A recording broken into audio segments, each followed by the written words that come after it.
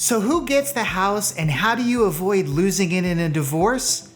Hi everyone, I'm AJ Grossman, CEO and managing attorney with Leapfrog Divorce. My entire legal career has been dedicated to helping people with divorce and paternity cases. At Leapfrog Divorce, we do divorce better. Okay, let's go. For many people, a home is their most valuable asset. If it was purchased while you're married, it's considered a marital asset under Florida law.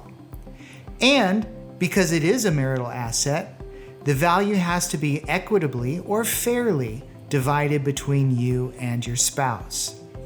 Sometimes one spouse wants to keep the house.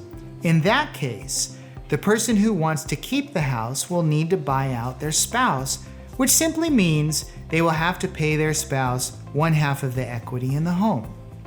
Many years ago, when home values were quote-unquote underwater, they were actually worth less than the home's mortgage balance.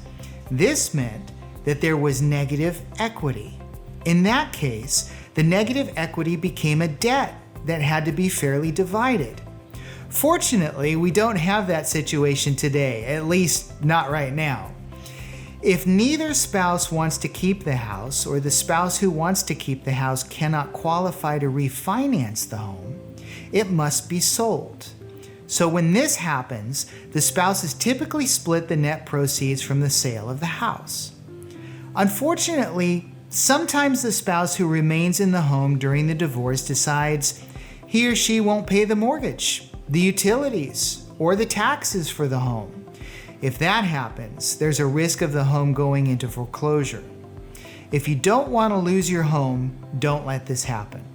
If you're faced with this type of situation, contact a lawyer immediately so they can begin working to prevent your home from going into foreclosure.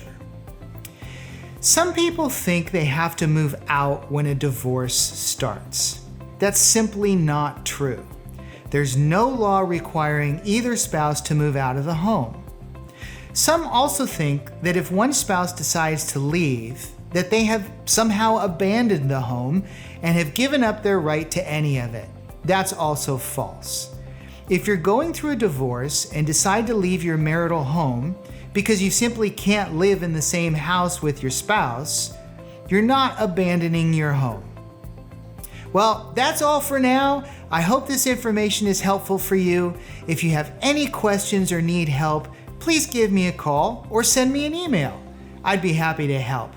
Have a wonderful day.